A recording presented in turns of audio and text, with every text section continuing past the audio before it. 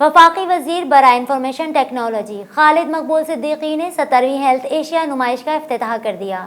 कहते हैं कराची की रौनकें लौट आई हैं। बहुत जल्द पाकिस्तान भी तरक्की याफ्ता ममालिक के साथ आगे बढ़ेगा। इस हवाले से देखिए सहर हुसैन की ये रिपोर्ट। एक्सपो सेंटर कराची में सजी 3 रोज़ा 17वीं हेल्थ एशियाई नुमाइश में 27 ममालिक की 800 से ज़ायद कंपनीज ने शिरकत की। वफाकी वजीर बराए इंफॉर्मेशन टेक्नोलॉजी खालिद मकबूल सिद्दीकी ने रिबन काट कर नुमाइश का बाकायदा इफ्तिताह किया। मीडिया से गुफ्तगू करते हुए खालिद मकबूल सिद्दीकी ने कहा कि इस नुमाइश के जरिए जदीद दुनिया से हम आहंग होने के लिए ताउन की मजीद राहें हमवार होंगी। गुज़श्ता हफ्ते ITCN एशिया की बहुत बड़ी एग्जीबिशन और कॉन्फ्रेंस यहाँ पे हुई थी, बहुत कामयाब, जहाँ पे दुनिया भर से सैकड़ों डेलीगेट्स आए थे।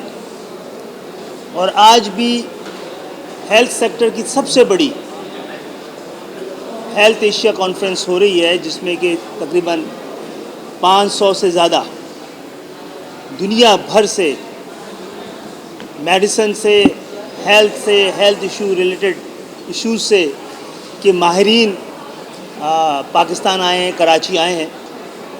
और हम उम्मीद करते हैं कि दुनिया के साथ कोलैबोरेशन के साथ जदीद दुनिया से हम आहंग होने के लिए और महज़ब माशरे जो रियल डेमोक्रेसीज़ हैं उनके साथ ताउन की राहें जब हमवार होंगी तो इंशाअल्लाह पाकिस्तान जो पहले ही लगता है अपनी सिमत का तयन कर सका है, आने वाले वक्तों में जदीद दुनिया के साथ कदम बढ़ा के आगे बढ़ रहा होगा। नुमाइश में सैकड़ों मुंदबीन ने शिरकत की। वफाकी वजीर ने मजीद कहा कि कराची की रौनकें लौट आई हैं। जल्द पाकिस्तान भी तरक्की याफ्ता ममालिक के साथ आगे बढ़ेगा। 3 रोज़ा आलमी नुमाइश में सैकड़ों मुंदबीन की आमद मुतवक्का है, जबकि बैनुल-अक़वामी नुमाइश में हेल्थ से मुतालिक मुख्तलिफ मौज़ूआत पर मबनी सेमिनार्स भी मुनक़्क़िद किए जाएंगे। कैमरा टीम के साथ सहर हुसैन, DNN न्यूज़, कराची।